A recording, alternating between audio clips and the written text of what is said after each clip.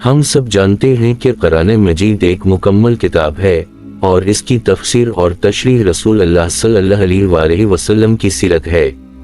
غیر مسلم سائنسدانوں نے قرآن پاک میں کسی غلطی کو تلاش کرنے کی پوری کوشش کی، لیکن وہ ناکام رہے اور تقریباً 100% واقعات سائنسی طور پر درست ثابت ہو چکے ہیں۔ کیا آپ جانتے ہیں کہ اللہ کے رسول صلی اللہ علیہ وآلہ وسلم ساری زندگی کبھی بیمار نہیں ہوئے؟ یہی وجہ ہے کہ آج سائنس جن عادات کو صحت مند زندگی کے لیے سب سے اہم سمجھتی ہے، وہ آپ کی سنت ہیں۔ رسول اللہ صلی اللہ علیہ وآلہ وسلم صبح سویرے اٹھتے تھے۔ سائنس کہتی ہے کہ طلوع آفتاب سے چند گھنٹے پہلے اور 1 گھنٹہ بعد آکسیجن کی مقدار زیادہ ہوتی ہے۔ سائنسی تحقیق کی بنیاد پر یہ صحت کے لحاظ سے 24 گھنٹے کا بہترین وقت ہے جس میں آپ کو زیادہ سے زیادہ آکسیجن لینے کا موقع ملتا ہے، جو کہ آپ کی صحت مند زندگی کے لیے بہت مفید عمل ہے۔ صبح بیدار ہونے کے بعد رسول اللہ صلی اللہ علیہ وآلہ وسلم نے اپنی آنکھوں کی مالش کی۔ جسم کا پورا نظام 11 نظاموں پر مشتمل ہے۔ اگر آپ اپنی آنکھوں کی مالش کرتے ہیں تو یہ سسٹم 10 سے 15 سیکنڈ میں فوری طور پر فعال ہو جاتا ہے۔ رسول اللہ صلی اللہ علیہ وآلہ وسلم بستر سے اٹھ کر کچھ دیر بیٹھتے اور 3 مرتبہ سورہ اخلاص پڑھتے، جس کے پڑھنے میں تقریباً 1 منٹ لگتا تھا۔ آج میڈیکل سائنس بتاتی ہے کہ ہمارے دماغ میں ایک کیپلری ہے جس کے لیے خون کے ایک حصے سے دوسرے حصے تک ایک پل بنایا جاتا ہے۔ اس طرح اس پل کے ذریعے ہمارے پورے دماغ کو خون کی فراہمی ہوتی ہے، جہاں سے ہمارے تمام اعصاب یعنی پورے جسم کو کنٹرول کیا جاتا ہے۔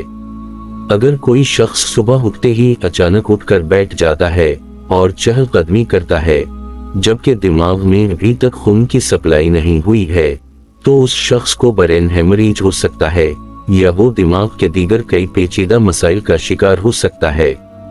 رسول صلی اللہ علیہ وآلہ وسلم بستر سے اٹھ کر کچھ دیر بیٹھتے اور 3 مرتبہ سورہ اخلاص پڑھتے، جس کے پڑھنے میں تقریباً 1 منٹ لگتا تھا۔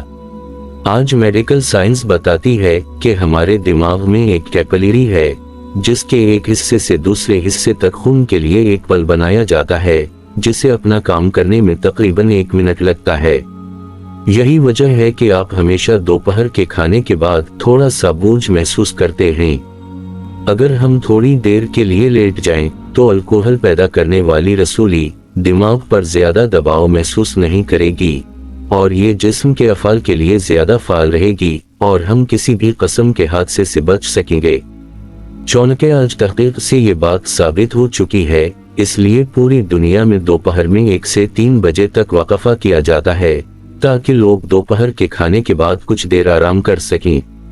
آج پورے یورپ نے رسول اللہ صلی اللہ علیہ وآلہ وسلم کی سنت کو اپنایا ہے اور پورے یورپ میں دوپہر میں 1 سے 3 بجے تک وقفہ کیا جاتا ہے۔ انہوں نے رسول اللہ صلی اللہ علیہ وآلہ وسلم کی سنت پر تحقیق کی، اسے اپنایا اور صحت کا معیار ہم سے بہت بہتر ہے۔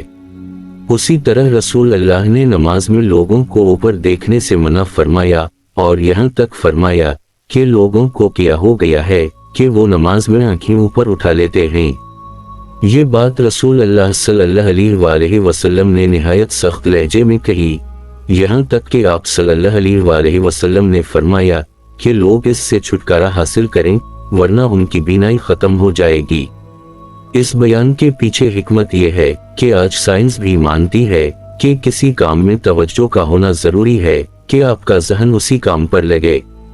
اس دوران اگر آپ اپنا سر اٹھا لیں تو آپ کی توجہ اس کام سے ہٹ جاتی ہے اور اس توجہ کو دوبارہ حاصل کرنے میں کافی وقت لگتا ہے، اور نماز میں ایسا کرنے سے آپ بھول جاتے ہیں کہ آپ کون سی رکعت پڑھ رہے ہیں یا کون سی سورت پڑھ رہے ہیں، جس سے آپ کی نماز میں خرابی پیدا ہوگی۔ ہماری اللہ تعالیٰ سے دعا ہے کہ وہ ہمیں 5 وقت کا نمازی اور پکا مسلمان بننے کی توفیق عطا فرمائے۔ آمین۔